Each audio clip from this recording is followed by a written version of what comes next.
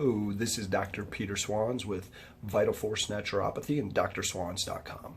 I wanted to follow up with everyone and let them know that I got the results of my COVID antibody test and it was positive for antibodies.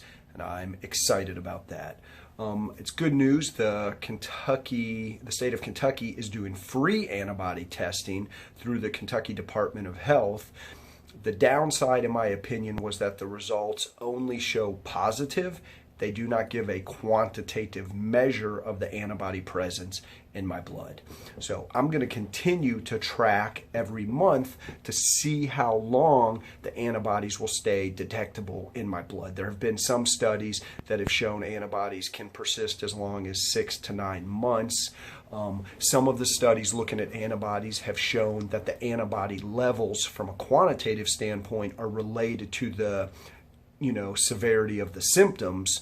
So I would expect, if we actually looked at the numbers, that mine are probably lower than someone else that had a very severe COVID-19 infection. I felt like my infection was pretty mild. There was no lung or respiratory issues, really no sinus congestion. It was mostly chills, aches, and night sweats.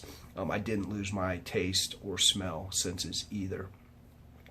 There were some studies earlier that were saying antibodies seem to be declining in the population, and what's problematic for those studies for me, and in general with the way some of these studies have been done, is they're not actually looking at individuals. What they were doing was just taking a snapshot of the percentage of antibodies in a population at a point in time, and then comparing it a couple months later to a similar size population and saying, oh, look, we had 6.6% antibody prevalence here, and this group now we've got 4.4.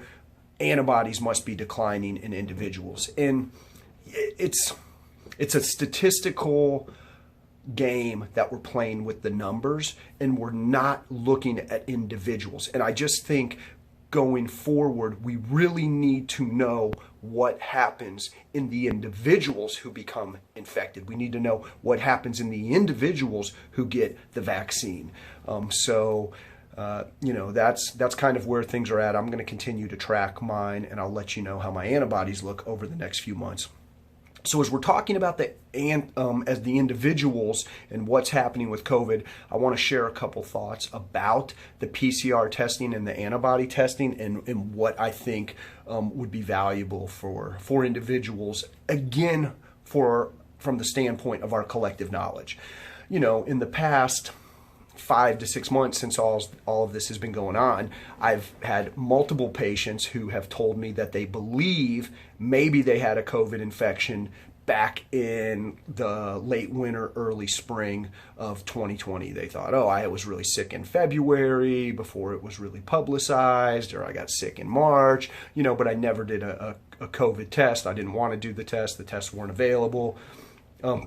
And I can understand why people were reluctant to do the test back then.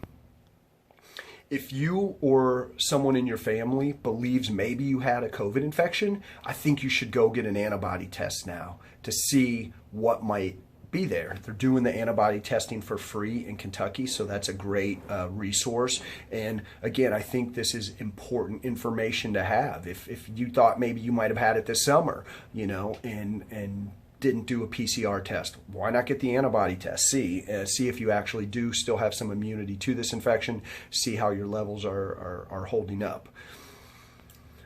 I've had a lot of people who told me they thought they had a COVID infection. They were very sick, sinus congestion, flu-like symptoms, did the test, and it was negative, right? So it's very possible that people that thought they had it didn't, and it's very possible as well that people who thought they didn't have it did, because a lot of people, from the cases I've talked to firsthand in my office, they're like, oh, it just seemed like a bad cold, or I thought it was really allergies, and then I did the test and it was positive. So again, if you're one of these people who hasn't done a PCR test when you were sick, but you think maybe it was COVID, I think it would be valuable to get your antibodies checked. Now the question becomes, when should we do the PCR test? I think if you're having any sort of symptom that maybe's in the norm or out of the norm at this point in time, the responsible thing to do is go and get a PCR COVID test. Now, they're not always reliable. There is such thing as a false positive. I don't think anybody should go do it if they're asymptomatic unless you've had exposure to somebody who was known to be positive and symptomatic. Does that make sense? So if you have a known contact with somebody who is PCR positive and symptomatic for COVID-19, you should go get tested on day 4 or 5 after that exposure, regardless of whether you have symptoms. That's the only scenario right now that I think makes sense for asymptomatic people to go get tested. And the CDC, fortunately, has lowered the quarantine guidelines in this scenario. They've said, look, if you had a known exposure to somebody who was positive and you wait 4 or 5 days and get tested, and then that PCR test comes back negative and you're asymptomatic, you don't have to stay quarantined past 1 week. And I think that's good news for our society, for businesses, for everyone else. If you've had a known exposure to someone who's symptomatic and PCR positive and you remain asymptomatic for 10 days, you only should quarantine for 10 days. So again, that's good news. The CDC has lowered that, and I think that makes a lot more sense for our society. So if you think you might just have some fall or winter allergies or fall or winter colds, go get tested. I've had a few patients tell me they didn't get tested because they didn't spike a high fever. My temperature when I was COVID positive did not go over 98.9 degrees. I've talked to at least half of the patients and people I've talked to that have been symptomatic did not spike a high fever.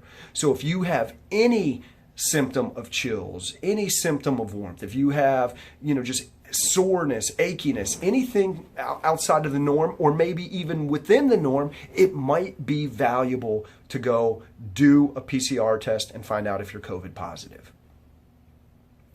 If you've had a positive COVID test and you were asymptomatic, you should definitely go get your antibodies tested, because it's quite possible that that was a false positive and you didn't actually yet catch COVID, and you still would be susceptible to it in the future. So I'm going to try to write out in the comments or in the description here these thoughts. Again, these are my thoughts about what is going on. It's not necessarily all the CDC and the World Health Organization's suggestions, but this is what makes sense to me with what I've been hearing and observing over the past 5 months since things kind of opened back up and people are going back out there.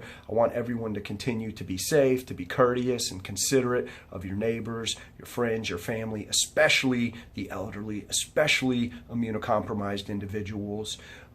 For many people, a COVID-19 infection is not a big deal, and it's something they will recover from very quickly, but there is a very small percentage of the population that this is a severe and very scary and frightening illness. So we need to get good information, have good knowledge, and be able to make intelligent decisions going forward.